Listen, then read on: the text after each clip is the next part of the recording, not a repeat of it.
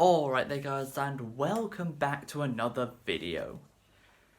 Today we're going to be talking about games again. Haven't done that since the end of last year. Back when I talked about Mario Galaxy and Mario Party 2. But the game we're going to be having a look at today is, as the title suggests, Spyro the Dragon. Of course, this is from the Reignited trilogy that came out back in 2019. So, I picked this game up a few weeks ago now, as I've never played a Spyro game before. And this trilogy was made due to the success of the Crash Bandicoot Insane trilogy. Because back in the day, Naughty Dog and Insomniac made these two franchises in studios that were next to each other.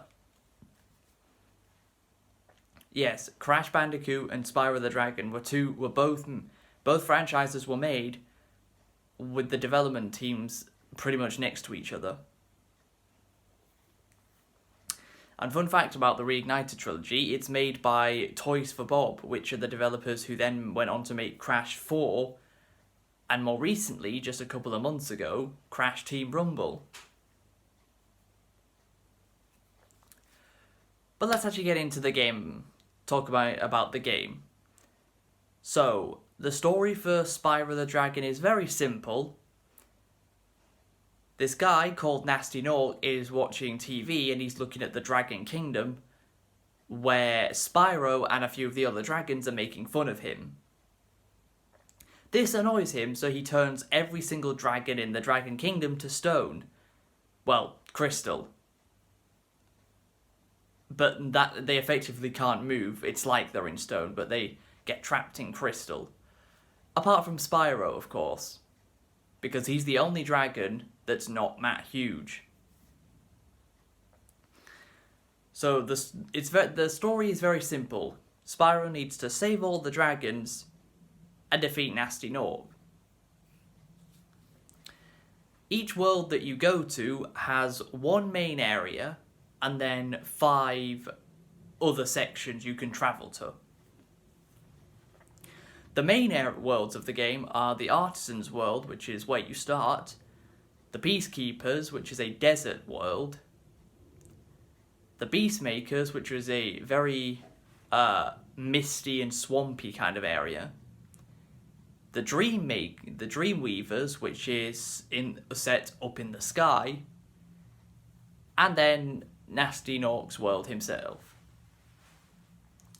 So, in each world and level of the game, there's a certain amount of gems you have to collect, a certain amount of dragons you have to rescue, and depending on which level you're in, 1 to 2 eggs, dragon eggs, that you need to recover from these thieves wearing these blue cloaks. And and different coloured gems in the game equate to different values. Red gems are worth 1, green gems are worth 2, blue gems are worth 5, yellow gems are worth 10, and purple gems are worth 25. And in every level of the game, there will be between 1 to 500 gems you have to collect. The game says that there's a total of 12,000 gems in the game, but there's actually more than that. I'll get onto that later. There's anywhere between 1 to 5 dragons you have to rescue from their crystal prisons, which is very simple. You just find the dragon, walk up to it, and you've rescued it. Some of them will give you like hints on what you can do in the area that you're in. Others will just thank Spyro. This game doesn't have much dialogue outside of the rescuing the dragons. That's pretty much all of the dialogue the game has, apart from the opening and ending cutscenes, which are the only cutscenes in the game. A bit like how the old Crash games The original Crash trilogy only had cutscenes at the beginning and the end of the game, and that was it. Nothing else. So, all of these worlds are very different from each other in terms of the way they look, but most of them do play out the same. But this game was made in the 90s. This game wasn't made recently, it's just a remaster of a game that was made over 20 years ago. But I did have a fun time with the game, most of the time. You see, there's two types of levels in Spyro. There's regular levels where you just go around collecting gems, rescuing dragons, and if there's an egg or two in the level, going to collect that. Those are probably the most annoying parts of the regular levels, the egg collecting, because the thieves that have these eggs run really, really fast. They run faster than Spyro, so the best way to take them out is either catching them off by surprise, or when chasing them, trying to cut a corner so you can close the gap between the two of you faster, and then use your flame attack to take down the enemy. Spyro has two types of attacks, flame and charge attacks. Flame attacks can take down pretty much any regular enemy in the game, apart from ones that wear armour. And the charge attack can take down most enemies, including ones with armour. The only other ability Spyro gets, the only other abilities he gets are gliding, which is when you jump and then you press X again, you can glide from one area to another. And the supercharge, which is basically where throughout some levels in the game, there will be these green arrows on certain ramps in the game, and if you do your charge attack on them, Spyro starts running much faster than normal, and he also has a flame around him because he's running so fast. These are used to get to much higher areas that you can't access in any other way. And my god, did I die many, many times when trying to make my way to the highest areas in different levels using the supercharge. The only other thing the supercharge is used for is to break open locked chests, because that's how you get some of your gems. Regular chests can be burned or charged. There's a second type of chest, metal chests, I guess you could call them, where the only way to break them open is charging them. And the third type of chest is the padlocked chest, I guess I'll call it, where burning it doesn't work and charging it doesn't work. In some levels, you will find a key throughout the level which opens the chest. In others, you will find a lone firework on its own that you have to ignite with your flame, which will then crash into the chest and blow it up, and all the gems will come out of it. Now on to the other type of level in the game, the flying levels. These are levels where Spyro is flying instead of not just gliding, but actually flying, where you have 4 different items / enemies that you have to flame in a certain amount of time, and every enemy you defeat gives you some time back, anywhere between 1 and 3 seconds added, so the timer goes up slightly. These usually are chests, these arcs that you have to fly through. In one of them, you have to fly through these red rings, planes that you have to flame, lights that you have to flame to turn on, and boats that you have to flame in one of the levels. These levels are by far the most frustrating part of the game and the most annoyed I ever got at the game, because there's a specific path that's always the fastest to go, but you have to work out which path you have to take in order to make the best amount of time. The flying controls can be a bit wonky, and the range on the flame attack is so annoying. You can go down to one of the items that you need to flame at it, think you're going to hit it, then you miss it and you fly past it, so you have to turn around and flame it again and flame again and hope it works this time, all while the timer is going down, so you're wasting valuable seconds here. Every single regular level in the game has every single world in this game has one of these levels. The only one that doesn't is the very last level in the whole game, which you can only access by getting 100% in the game, which I actually did.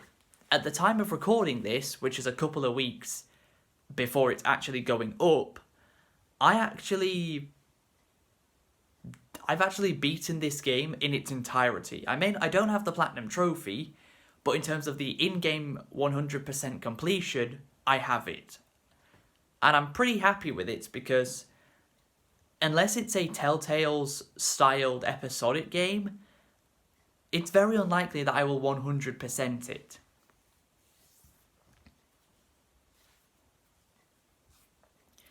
But I collected every single gem, rescued every dragon, collected every dragon egg.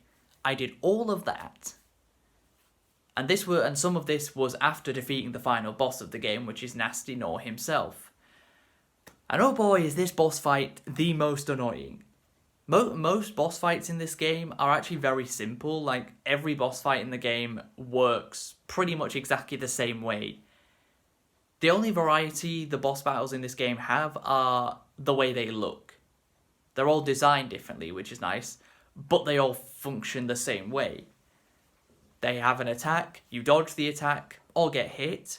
You flame them once, they run away to a different they run away and you go through the level. Because bosses have their own sections.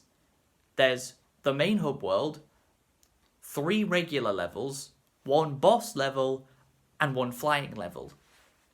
The boss levels are usually just takes you through the path where all the gems are as you take on the boss. All you have to do is flame the boss 3 times and you've defeated it. The bosses are a bit disappointing because they're so simple. But oh boy, Nasty Nor, no, they made him difficult. Not because the boss fight against him is hard, because no, he functions just as every other boss in the game. The only difference is, what you have to do to get to him is you have to take down the thieves that normally hold dragon eggs. This time they're holding keys. They're wearing green cloaks instead of blue, and they have keys, which you need to defeat the first one to open a door with the key, and then that takes you to the next one, when you defeat that one, it opens a platform which allows you to get to Nasty Nor.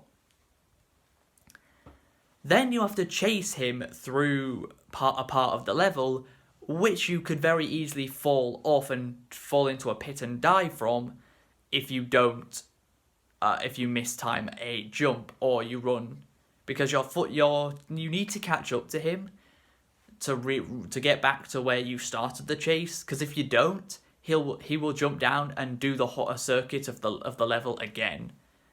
So you need to chase him down without falling off. You attack him once, then then a door opens and he runs through that door. You have to then chase him through that door and then do a little platforming challenge above lava. But the platforms that you're jumping across, when you get close to the end, start closing in on them, start closing into the wall, so you have to be fast.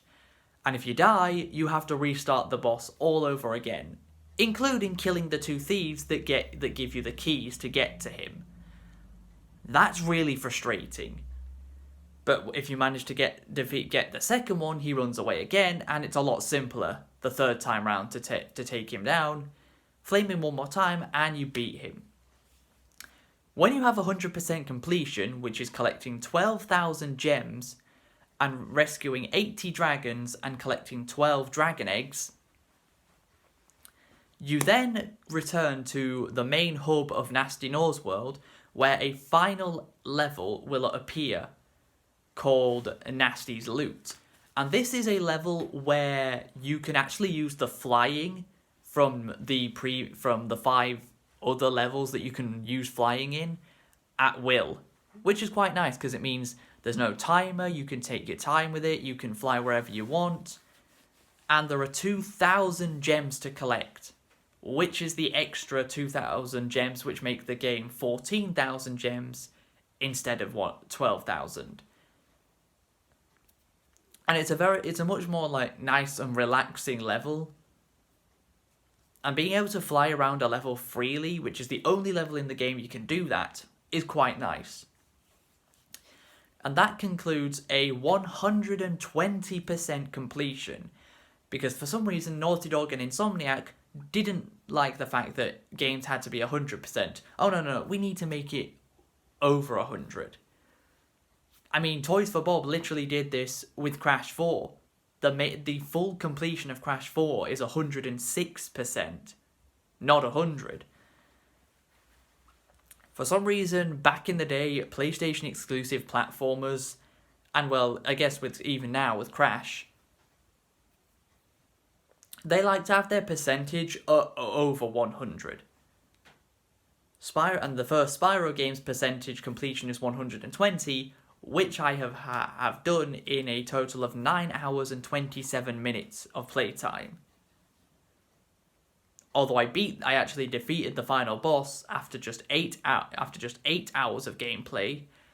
Yes, I spent another hour and a half, almost, collecting doing the other flying levels and then returning to the final level where I collected the last 2,000 gems.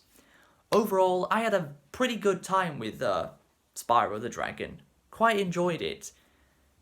Had some frustrating parts of the game, which really annoyed me. And I think I'm going to do this type of video for Spyro 2 and 3 as well, when I beat those. So, look out for more Spyro videos in the future. But that's come to the end of this video. I hope you guys have enjoyed. If you have, please be sure to leave a like. Subscribe if you're new, and until next time, catch you later.